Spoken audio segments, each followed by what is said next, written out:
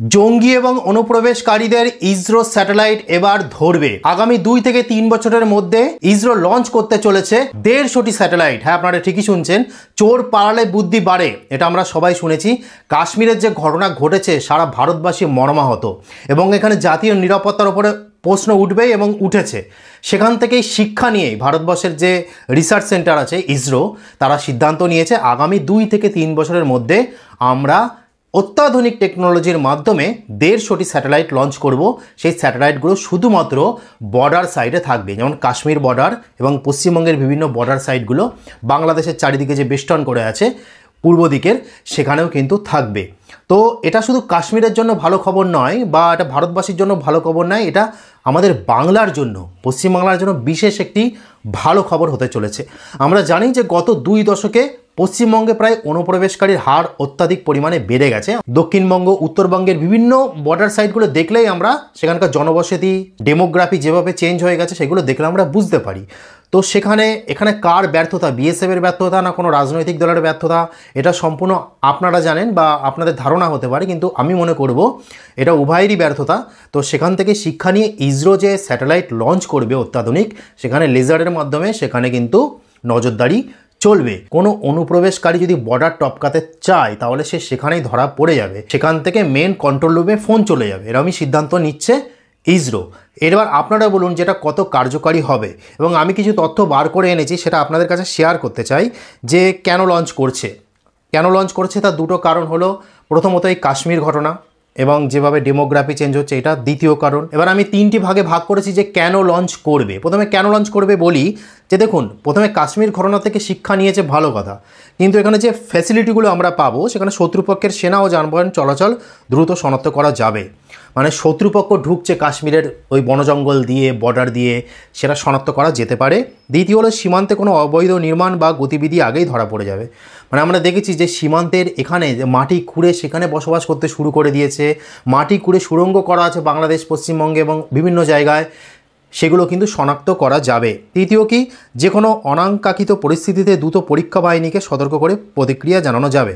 যেটা বললাম যে ডাইরেক্ট কন্ট্রোল রুমে যদি কিছু দেখে ইসরো স্যাটেলাইট, সেটা ডাইরেক্ট কন্ট্রোল রুমে যদি পৌঁছে দিতে পারে, তাহলে সেই কন্ট্রোল রুম ভালো করে ব্যবস্থা নিতে পারবে।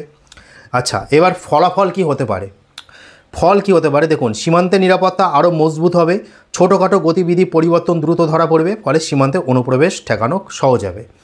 মেন সমস্যা তো অনুপ্রবেশকারী। আমরা জানি যে বিভিন্ন চারিদিকে সমস্যা হচ্ছে, এটা অনুপ্রবেশকারী একমাত্র দায়ী। কেমন? আচ্ছা, রিয়েল টাইম তথ্যের সুবিধা, স্যাটেলাইট থেকে সরাসরি সেনাবাহিনীর কাছে আপডেট পাঠানো যাবে, ফলে সিদ্ধান্ত নেওয়ার গতি অনেকটা বেড়ে যাবে। অনেকে বিএসএফের ওপর প্রশ্ন ওঠায় যে তারা হয়তো টাকা খেয়ে বসে আছে, সেই জন্য অনুপ্রবেশকারী হচ্ছে। তো যদি স্যাটেলাইট সিকিউরিটি চলে আসে তাহলে কিন্তু এই জিনিসটাও মিটে যাবে তখন। তৃতীয়ত কী আছে? কৌশলগত সুবিধা, শত্রুর পরিকল্পনা আগে থেকেই জানতে পারবে, ভারত তার প্রতিরক্ষা কৌশল আরও ভালোভাবে সাজাতে পারবে। মানে বর্ডার সাইডে যদি কিছু হয় বা স্যাটেলাইট সিকিউরিটির মাধ্যমে যদি কেউ দেখে, তাহলে কি হবে? তাহলে শত্রু কী করছে সেটা ভালোভাবে, কোথায় তাদের বাসস্থান করছে, কিভাবে করছে, সব কিছু গতিবিধি বুঝতে পারবে যদি স্যাটেলাইট সিকিউরিটি থাকে। টেকনোলজি নির্ভরতা বাড়বে, মানে ড্রোন, গ্রাউন্ড সেন্সার, এআই বিশ্লেষণ মিলে একটি আধুনিক বর্ডার ম্যানেজমেন্ট সিস্টেম গড়ে উঠবে।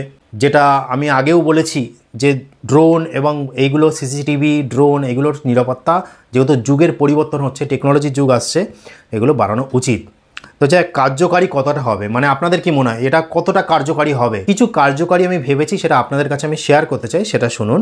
যদি স্যাটেলাইটের রেজুলেশন অত্যন্ত ভালো হয়, তাহলে মাটির ওপরে থাকা ছোট যানবাহন, টেন্ট, লোকজনও চিহ্নিত করা যাবে। মানে যদি স্যাটেলাইটের রেঞ্জ, অর্থাৎ সে ক্যামেরা পিক্সেল যদি ভালো হয়, তাহলে কে করছে, ভারতে থেকে করছে না বাংলাদেশ থেকে আসছে না পাকিস্তান থেকে আসছে, সব কিন্তু পরিষ্কার স্পষ্ট বোঝা যাবে, এটা আমার মনে হয়। যদি স্যাটেলাইট সিনথেটিক অ্যাপাচার রেডার অর্থাৎ এসআর থাকে, তাহলে রাতের বেলায় মেঘলা আবহাওয়াতেও পরিষ্কার ছবি দেখা যেতে পারে।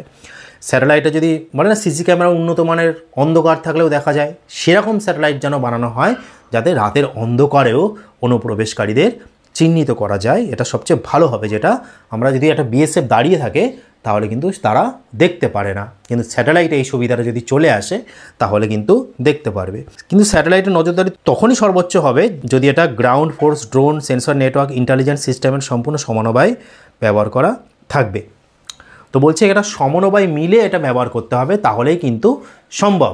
তো এবার আপনারা বলুন যে ইসরো যে সিদ্ধান্ত নিয়েছে, আর 2 থেকে 3 বছরের মধ্যে চারিদিকে বর্ডার সাইডে স্যাটেলাইটে ভরে যাবে, সেটা কেউ বুঝতে পারবে না, আমরাও বুঝতে পারবো না, বিএসএফও বুঝতে পারবে না, বা অনুপ্রবেশকারী বা কোনো জঙ্গি তারা কিন্তু বুঝতে পারবে না।